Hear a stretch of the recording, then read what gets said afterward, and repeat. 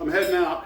Where are you going? Back to the styrene mines. Did I authorize that? Yes, yesterday I have my Form -7. It's signed right here, see? Okay.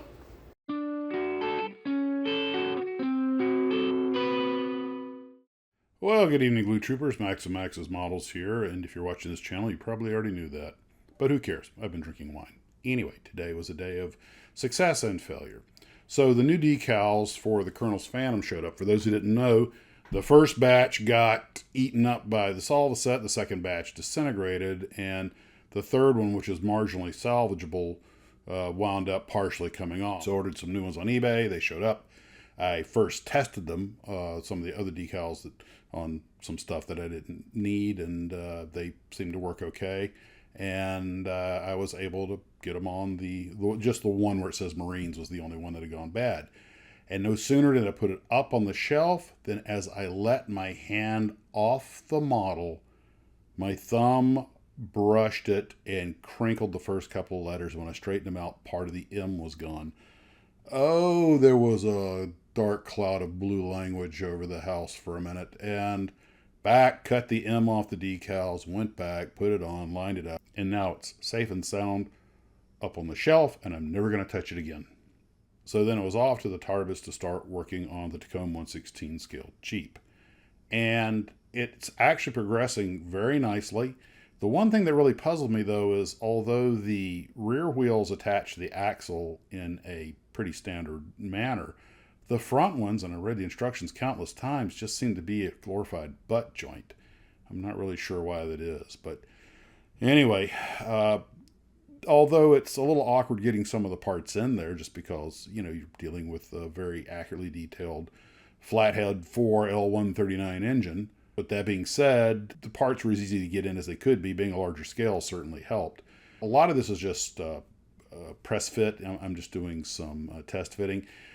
The two things that are a common theme is one, a lot of the holes, if something goes through it, it probably has to be bored out just the littlest bit, not a big deal.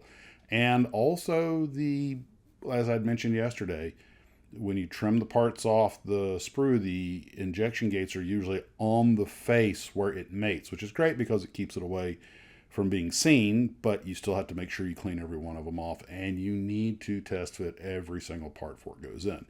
Now, while stuff was hardening, I went over, started work on that little KP, which I'm pretty sure stands for crappy plastique. And I think I just insulted an entire continent. But anyway, the gaps on this thing were beyond. Let's just say, keep the files handy and the putty. But I used a combination of Tamiya tape and some of the Vallejo liquid canopy mask to try and mask it off and get it primed. So then it's back to the Jeep again, kind of going back and forth. Got the Jeep ready to go into the paint booth for priming, and then I got to a point where I couldn't go any further without go ahead and starting the painting, because one of the nice things about not starting the painting, just go ahead and building it naked, is of course no glue intrusion, so the glue bonded well and the parts fit without too much argument. But of course, I knew at some point I was going to have to stop so I could paint it. So I did. I primed it, painted it. And once the Tamiya rattle can olive drab TS28 had hardened, then I went ahead and started using acrylics to touch up some details. Fortunately, the Jeep, being a military vehicle, it's largely just OD green and black with a few little areas of other colors.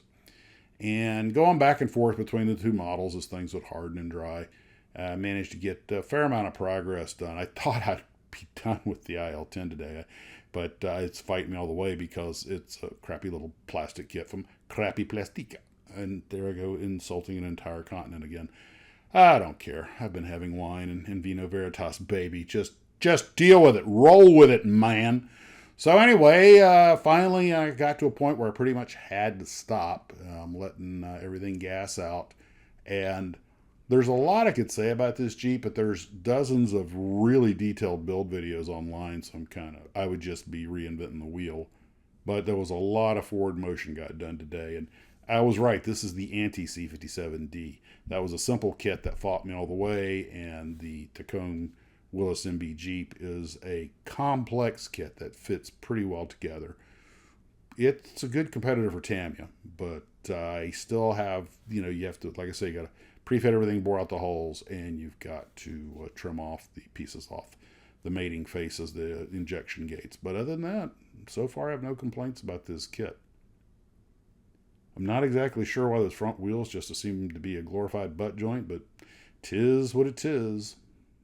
Oh yeah, I forgot to mention one other little thing I did about the most Florida thing ever. Even though I have this new air conditioner, it's at one end of the Tarbus and really has trouble getting to the other end. I mean, there's a good difference as you just walk to the mid Tarbus. I've got fans set up, but I just went ahead, since I'm done with the C57D and this other table by the AC opened up, I just moved the entire Takom Jeep, everything, my workstation over beside the air conditioner, and it makes a difference. Florida, baby. Florida. All right, guys. That's what I got done today. I hope you're all doing well. You take care of yourselves, and as always, model on. I'm heading out to the Tarbus. Yes, here's my permission to go. There's my permission slip. You really don't care, do you?